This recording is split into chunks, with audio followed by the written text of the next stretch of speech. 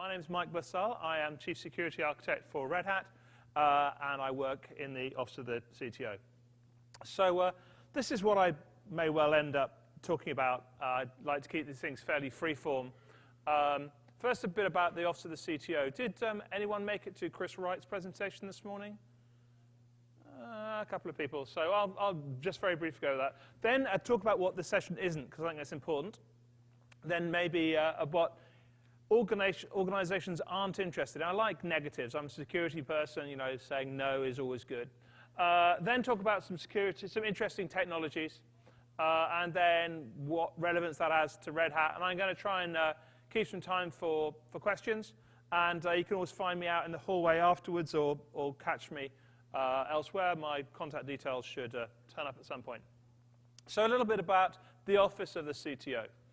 So lots of words, dull, but basically we're supposed to help provide technology vision and strategy, identify technology trends, see how that's relevant to Red Hat, and to ensure that it's successful by supporting upstream projects, all those groovy things. And that is me, a terribly, obviously, posed picture in a red hat. There we go. I have a blog. I blog every Tuesday. It's called Alice, Eve, and Bob. And as I say here, this is a security joke. And if you don't get it, you're either in the wrong session, have a more mature sense of humor than I do, or if you manage to avoid cryptography through your career. For which, well done. You know, that's great. But anyway, I try and keep it fairly light. I'll try and keep this fairly light as well. So what is this session not? It's not a roadmap. I'm not going to be talking about what technologies you will see in Red Hat products over the next 6 to 18 months. Just not at all. It's not a marketing pitch. I have no interest in that. I like talking about tech and stuff that interests me rather than pitching products or anything else. I'm also not going to go into sort of detailed discussions of any particular technologies. If you want to do that, very happy to do that afterwards. Oh, and yes, it's not a full description of what we're going to do over the next 10 years. If you're interested in that, please talk to me, because it would be great to have one of those. You'll probably have to join Red Hat, but that's fine as well. So let's talk about what, in my experience, organizations aren't interested in. First of all, what do I mean by an organization? I'm a Brit, so I use the correct spelling, but just in case people didn't understand, Canadians or Australians or whatever, you're fine with that as well. But for the Americans in the room, organization can be spelt the wrong way or the right way. I'm going to stick with the right way, but I put a Z in just to make it clear. What I mean when I talk about organizations and what they're interested in is the business function of the organization. So the function that controls the budget, the strategy, and the direction of a company or an organization. And of course, there always will be other functions which are interested in these things, but that's what I'm talking about. So, you know, going in, talking to sort of C-level folks, or the steering people, or the strategic people. So here is a set of things which, in my experience, organizations really aren't interested in. It turns out, actually, this is what my 11 and 13-year-old daughters are interested in. Yes, they like cricket, it turns out. I've trained them well. But seriously, this is one thing that, these are a bunch of things that organizations aren't interested in. There's another thing they're not interested in, and that's security. In my experience, organizations aren't interested in security. For organizations, security is a means to an end. They don't buy products for security. You know, okay. How many organizations here bought a Red Hat product because of SE Linux? And you're not allowed to put your hand up if you're in the NSA, okay? Right, okay, so that's what I'm talking about, right? Oh, just don't start if someone put their hands up. That's just, you're not helping. And of course, you know, there's a bunch of security-focused people who are interested in security, and that's very good.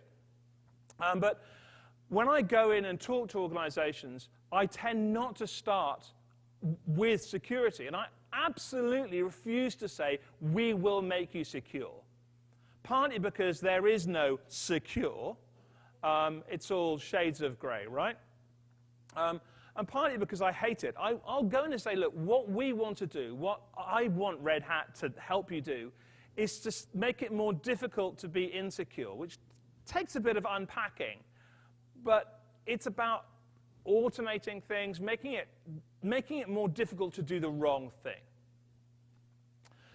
But the fact that organizations aren't interested in security kind of makes my role a bit interesting on occasion. But that's where it gets interesting for me. They are interested in risk.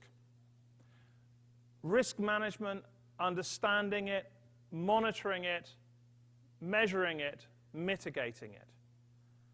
That, if you go to a CEO, a CTO, a CISO, CFO, I can never remember what they all stand for. What's the difference between a CISO and a CFO? Anyway, if you talk to them, they want to manage risk. That's what they want. And if your product has security in which helps them do that, then that's a good thing. So that's what I'm interested in. And they also want to be able to do things like say, okay, we have a governance framework.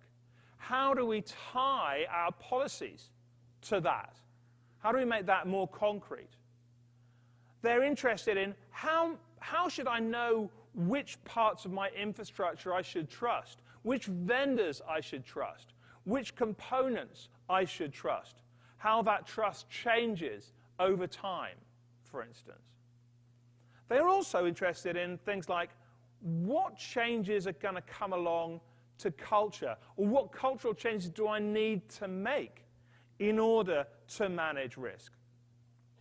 And DevSecOps, sec in brackets, comes up a lot. People love talking about that. Some people, and that's why it's in brackets, like talking about new technologies, particularly if they can tie them into solving business problems. But you can generally tell in a meeting of executives which ones of them have a computer science degree, because their eyes will light up when you say particular words. Those are the ones you mustn't talk to, because otherwise you'll spend the entire time doing that. Just a tip. I'll now spill water down myself. So, what I plan to do now is talk about some interesting technologies. So, just a disclaimer. This is stuff that I think is cool. And I'm just going to go on about it because I think it's cool, and that's what I do. I may speak too quickly. I have an accent, I'm told. Particularly if you're not an English speaker and I'm going too fast, just wave at me. I'll probably ignore you, but at least you'll have made an effort. Other thing is that some or none or all of these things may end up in Red Hat products. This is not a roadmap, as I said before.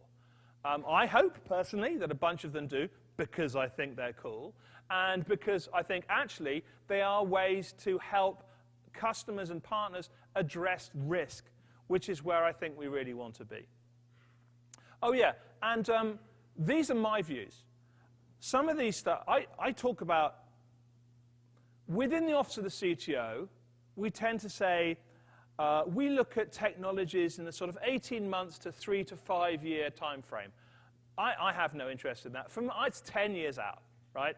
Some of this stuff we know is coming now, but isn't going to be hitting products for another 7, 8, 9 years. And that's fine with me. And as long as my boss doesn't care too much, I'm going to stick with that. But given how far some of these are out, I may be hugely wrong about them.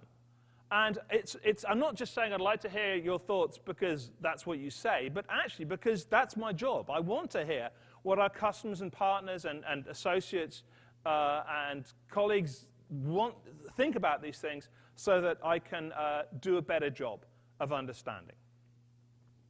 So here's a list of some interesting bits and pieces that I think are cool. They're not all technologies. some of the sort of movements or architectures, cultural changes. So I'll just read down the list. So we've got DevSecOps, already mentioned that. That's a pretty in thing at the moment. Remote attestation, quantum-safe cryptography, trusted execution environments, multi-party computation, serverless computing, trust domains, AI/ML, and security. Okay, we're going to have a vote now, because frankly, I can talk about any of these for days. So what I want to do is I want all of you to think which of those would you be interested in my just talking about for a bit. Maybe pick your top two, okay? And I'll just go down the list and I'll get hands up and I will bore you senseless about two of the ones that look most interesting to most people. And if you want to talk to me about other ones later on, that's great. So, has everyone chosen their top two? Do you want a couple of... I could sing along a bit, give you a bit of time to... I don't know. Everyone got two? Right. So, DevSecOps. Hands for DevSecOps. Ooh, okay, right. Okay, remote attestation. Oh, it's really cool. Yeah, no, it's too late to put your hands up now if you didn't before, just because you feel sorry for me. Quantum-safe crypto. It's not all seeing the same hands. Okay. Trusted execution environments. Okay. Multi-party computation. You've put your hand up at least 4 times, gentlemen in the back. You really have. I know it's all cool, but that's against the rules. Okay. Serverless computing. Trust domains. That's the coolest one of the lot. AI, ML, and security. Okay, so I'm going to start off with DevSecOps because a lot of you voted that, and then we'll see how we go after that and how bored you all are after the next, I don't know, hour and a half of my talking at you. So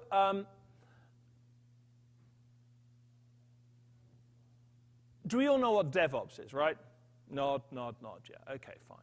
So one of the things people say about DevOps is it's really great because it makes security everybody's responsibility.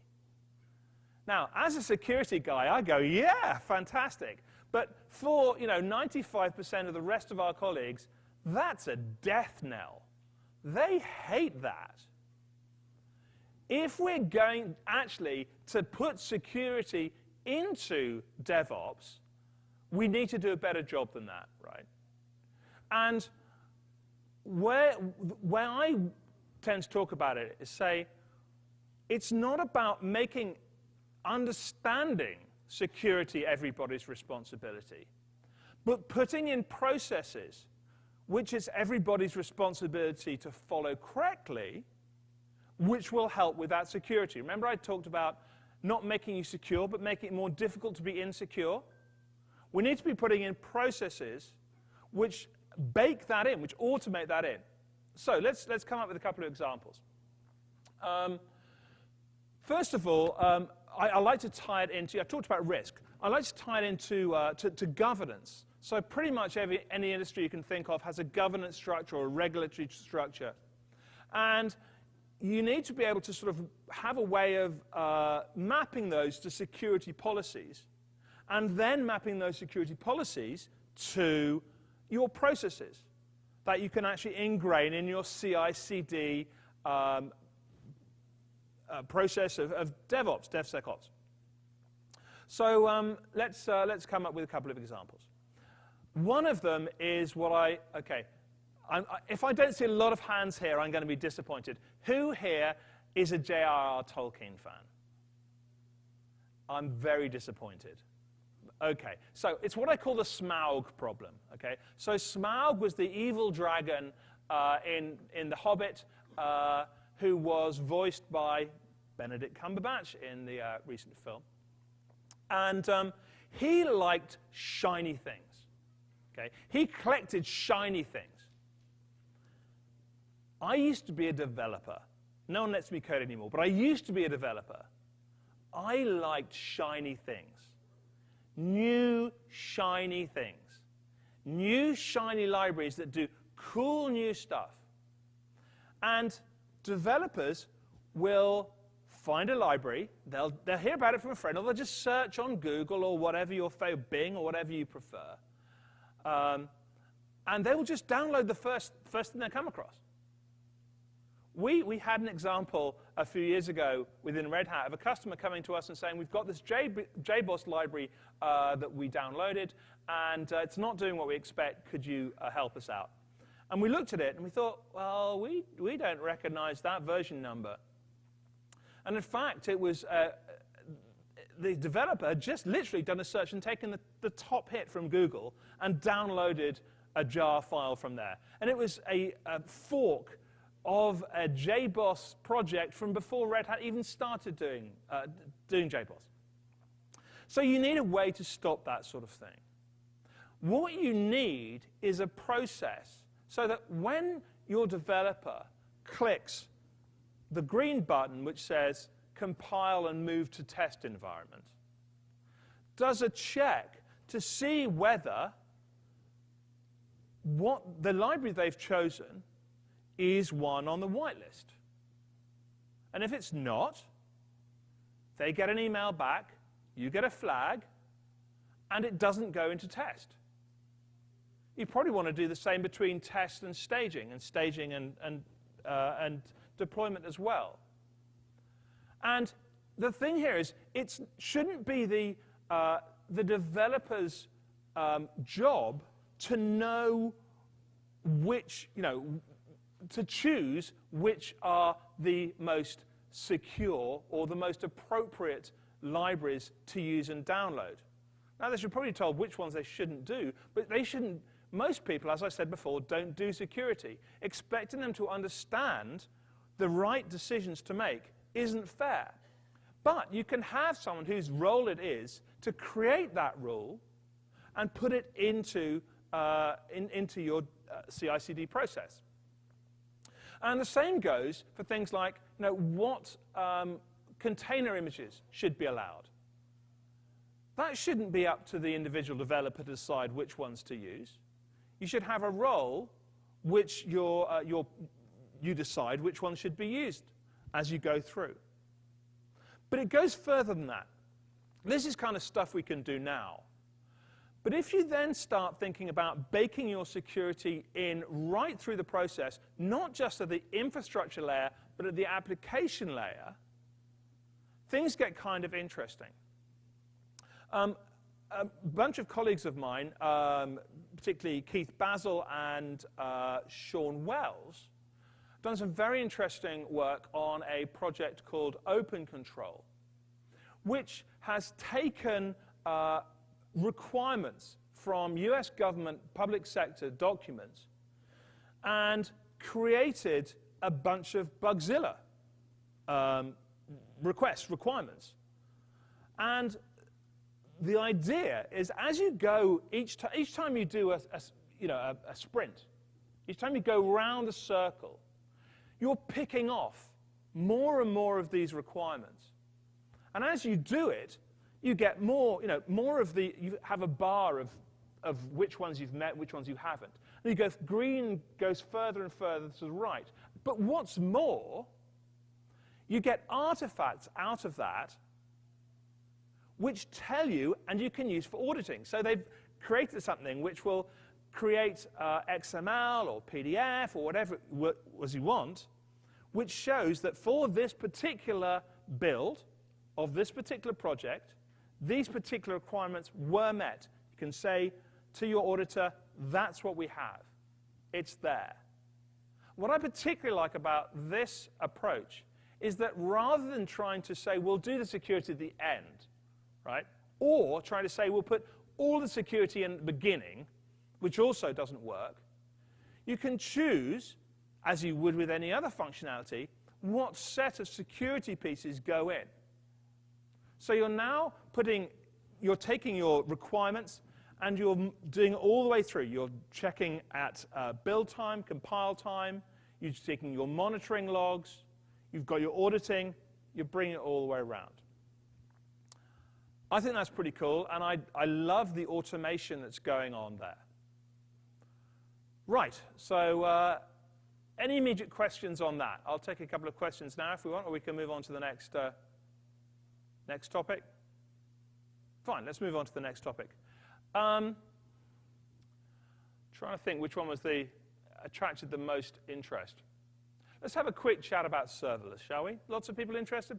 Hands up who thought serverless would be an interesting thing to talk about? Okay. So, just in case you don't know, okay, serverless has servers in. It's one of those really great names for things, right? The point is that you don't care about the server officially, and that you don't need to think about any of the management of that server officially. Now, the problem with this is, like anything else, it's an abstraction, right? One of the trends we've seen over the last few years is that the architectural abstraction layer is going higher and higher. So if you think in the old days, you program directly the ones and the noughts, zeros. I obviously didn't do that, but then you have sort of compilers, and you have low-level languages, high-level languages, and then you're sort of thinking at the OS level, and then you've got virtualization, and then you've got containerization, and then you've got infrastructure service, platform as a service. Never know which is top, anyway. And then basically what you're doing is running procedures as a service, or process as a service, which arguably is what serverless is.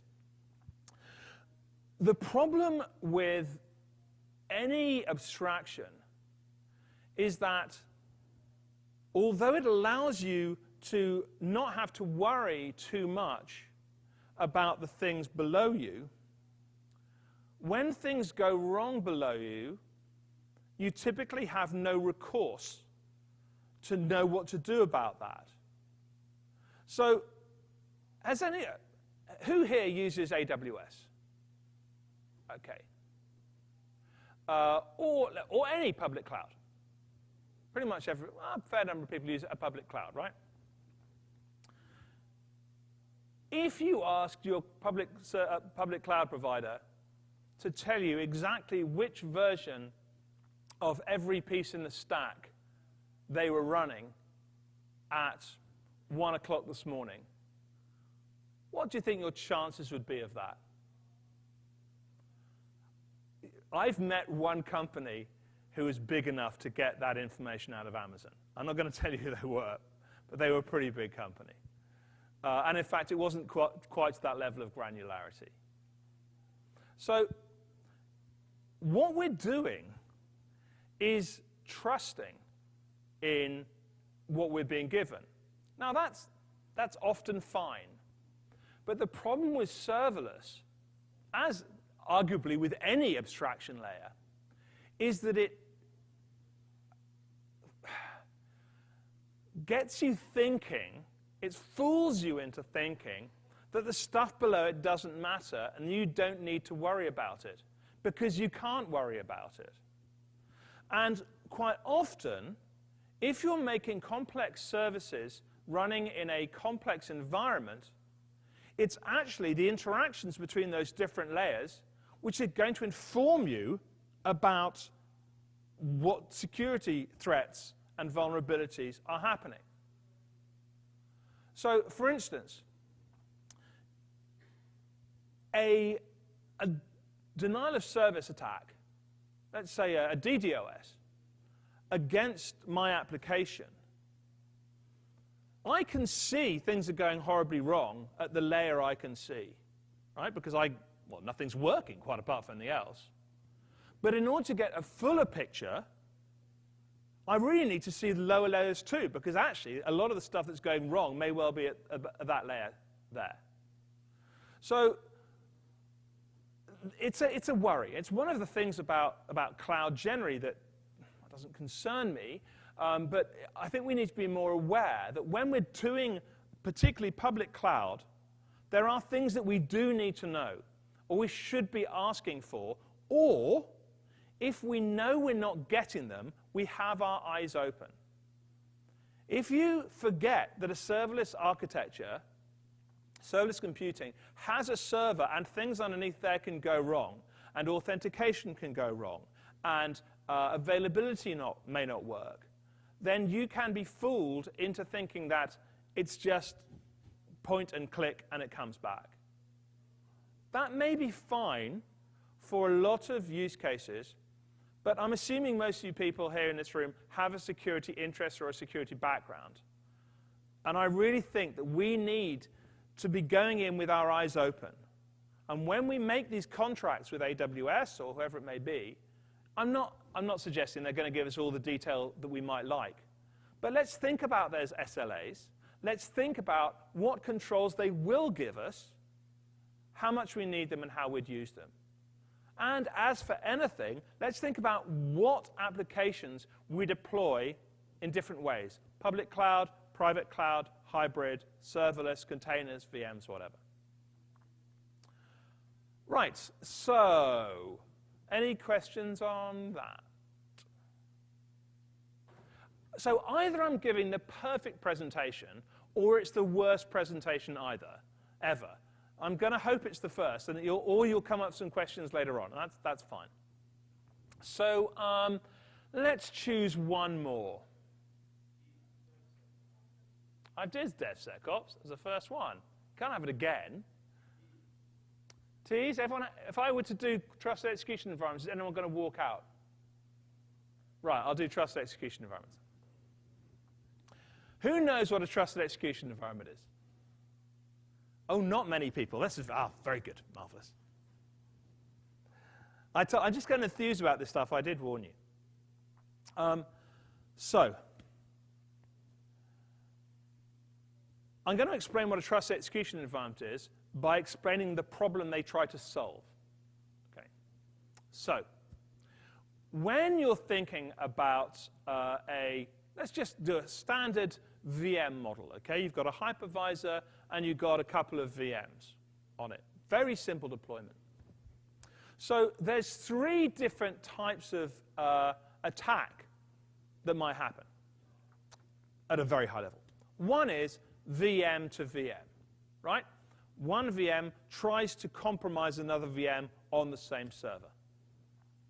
Hypervisors are pretty good at protecting against those sorts of things, and there's other things we can do as well.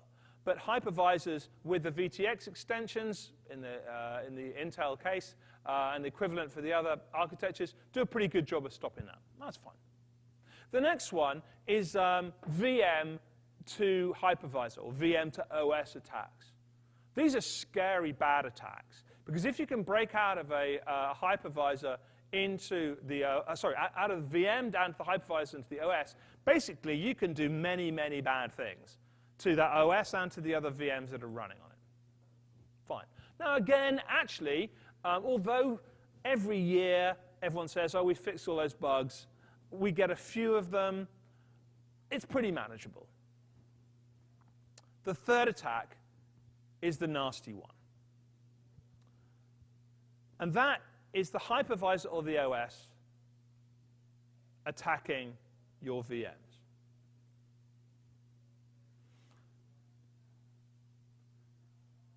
The reason it's nasty is because allowing that is how hypervisors work. Hypervisors can map memory of VMs. They can write to it, they can read it.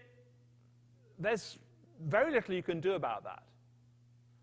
Now, that's fine if you trust all of your sysadmins.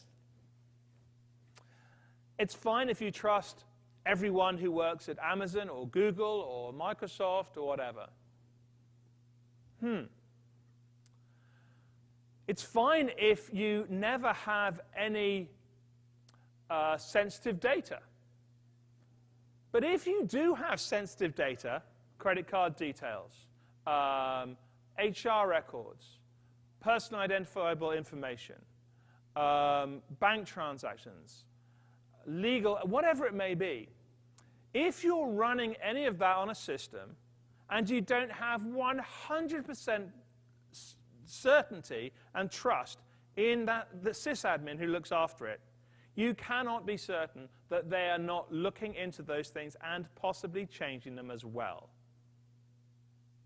We tend not to talk about this because it's scary and because, frankly, it doesn't fit with how we tend to think about how we use the cloud or even our internal systems.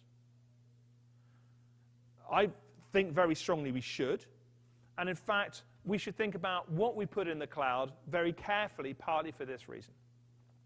So what trusted execution environments aim to do is to solve at least part of that problem. What they are is new hardware instructions which allow you to create an enclave, a set of memory, in which you can run processes which cannot be looked at or changed by the operating system or anyone with root or super user access or hypervisor access on that system. They are actually originally came out on mobile phones to allow you to have separate memory pieces for your business apps versus your home apps. But now they're being applied in the server world. So Intel has a technology called SGX. AMD has one called, oh, it's gone. Anyway, AMD has SEV and another one, and there, others I think will be coming as well, probably from other architectures. But what it allows you to do basically is cryptographically create a set of pages in memory which cannot be peered into. Now, exactly how they do that is, to use the technical term, magic. But if there are any chip designers in the room, well done. And one of the things they don't protect against actually is availability attacks, because there's nothing to stop the hypervisor just not giving time slices, CPU cycles, to your VMs. But they do allow you to think about things very differently. So let's say I have a credit card application. I will make sure that my credit cards are only ever in clear in that TE. Now, the TE can look out, so it can look to other data, and it can feed data out as well, but it's not going to be, other things can't look in. I could use it for TLS endpoints, IPsec endpoints. I could use it if I'm going to be writing encrypted storage, for instance. And it's not just the data that you may be protecting, but also your processes. If you're a financial house, you may well have, algorithms that you don't want to be seen by other people. And now, of course, I fully expect the cloud providers to jump all over this. Now, you might say, why would they jump all over it? Because it looks like they're just saying, OK, you shouldn't trust us. The reason they're going to jump all over it is because the chip vendors are fairly soon going to be providing chips to these people. And if I'm a cloud provider, I can say, customer, would you like to have a way of processing data which is provably secure that I can't look at? And the customer says, yes. And the cloud provider says, that'll be 10 times what I usually charge you. And that may be fine, actually, but I really expect us to see more of this. It's kind of, it's not an HSM. You can do many of the things you can do with an HSM in a TE. Not quite the same. And nothing is perfect, but it's raising the bar significantly to a number of the other options we have. Right, I'm going to stop there because I've talked quite a lot and I'm beginning to lose my voice. And just have a few slides about what could Red Hat do. And so the way I try to think of it is what could only we do? What is special about Red Hat and its community and its ecosystem? Well,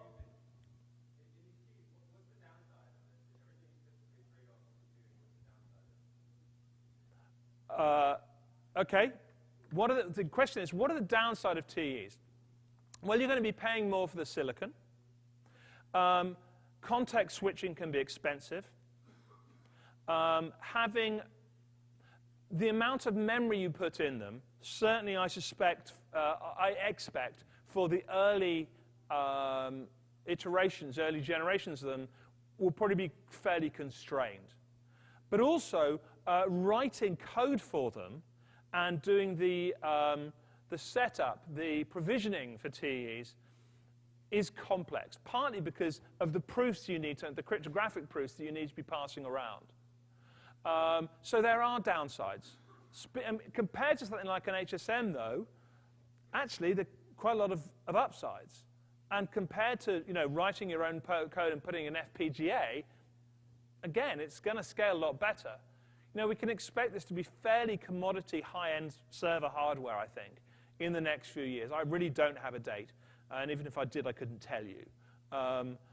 But I think we will see it.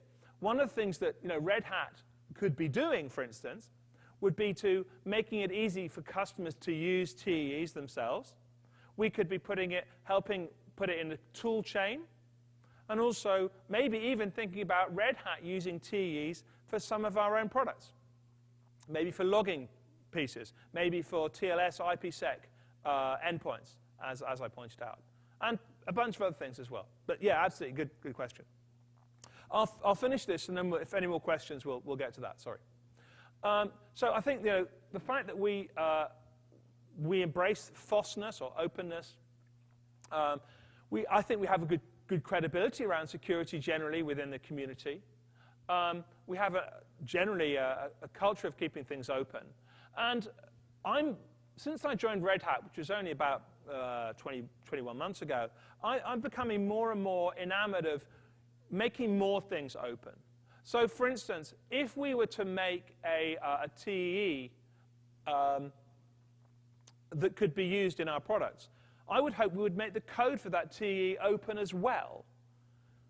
It's not actually necessarily the source code, but I would hope that would be the sort of thing we'd keep open. And the same goes for the data that we collect. How can we find ways of making that open without affecting customers negatively? Another thing that's special about Red Hat is we have the stack. We're not just one layer in it. We have bits right down from the hardware pretty much, all the way up, as we've been seeing, to the application layer.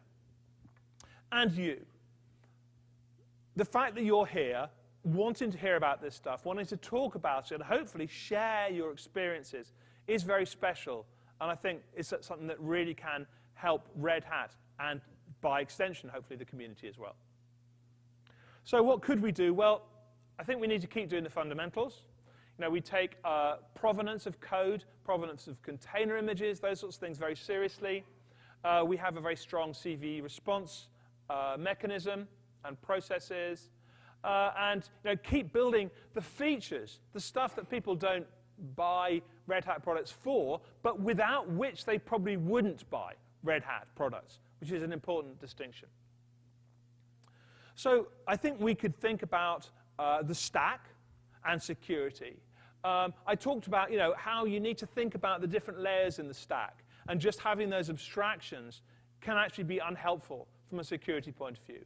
I think there's interesting things we can do there. And I think that it's very important for us to be engaging at the business level, the business function level of organizations, so that we're not just saying, here's an SE Linux thing. We're talking about, here's a product or set of products or a suite of products with partners that can address some of your risk and policy and trust questions and concerns. And there are some things that only we can do because we are open source. We can make this stuff open, and we're committed to doing that.